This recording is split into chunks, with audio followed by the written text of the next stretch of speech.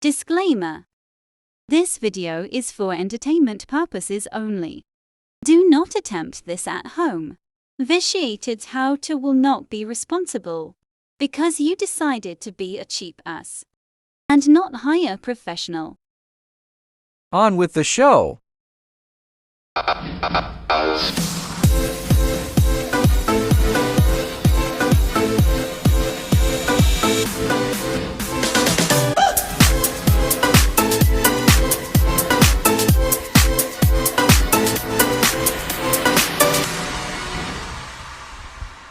Okie dokie, I'm making hamburger for my chili and my manwich.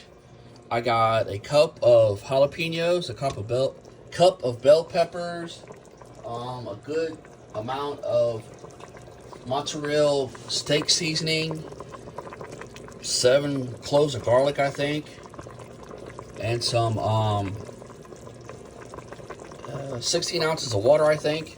In my Instapot, I put it on saute, and now I'm just cooking it because I'm gonna make chili out of it, and I'm gonna make manwich. So that's pretty much all there is to it with that. Put it on saute, let it go 10 minutes, it starts to boil, and bam, that's your cooked hamburger, or just till it's done anyway. Right, welcome back. Today I'm cooking kidney beans. Well, there's a few different ways to do it. I'm doing it the dry way. So what I have done is I cooked the ground beef in the Instapot to make my own broth. Add whatever seasonings you want to it. I did some steak seasoning, some jalapenos, some bell pepper, some garlic fresh, and some garlic salt, and some other things. Make it however you want. Next thing I did is I put 16 ounces, which is a pound, for all you ass clowns that don't know ounces, in the Instapot. And then I covered it 2 inches with liquid above the beans. Well, there was some liquid in there from the broth. So I ended up adding about 25 ounces. Nope, scratch that. 32. I ended up adding 1.5 quarts to it, to what the liquid was already there.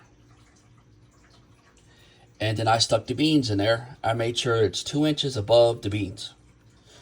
If you're doing them after you've done soaked them for 12 hours or whatever, it says to do 1 inch above them, but it's a give and take. So there's that. Next thing I'm gonna do is I'm gonna put the lid on it. Oh, I gotta make sure the seal is on there right, because I've been messing with it, cleaning it. Put my lid on there. Make sure it's on. Now, I've never done this, so this is going to be a new experiment for me. It's got a bean setting, and it automatically goes to 20 minutes like the directions say. So you hit the bean and then you hit that, and you let it go for the 20 minutes, and you let it naturally disperse. Some of them tell you to open a release valve, but you let it naturally release however long it takes. I have no idea. I've never done it, so we fixing to find out. I'll video when it gets to that point. Well, the 20 minutes on the bean setting didn't work, so I'm gonna do it, set it for 10 minutes and see how it turns out, because some of them are still hard. So we'll keep on trying. Well, what ended up happening was, after I did it the first 20 minutes on the bean thing, I ended up having to do it another 15 minutes on the bean, which ended up being 35 minutes total. Because I guess it might have been because of the beans, or maybe too much water, I don't know. It's never done it before, and it's a learning curve. But according to the directions of the pot that's in the book, that you can go from 5 minutes all the way up to 55 minutes on that setting. So there's that. So now I'm going to use them for my chili. And the chili's got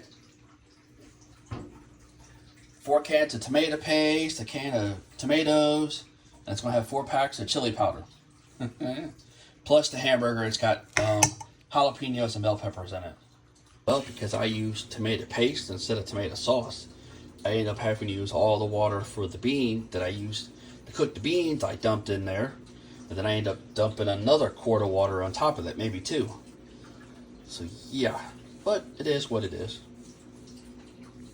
And there you have it, the finished product.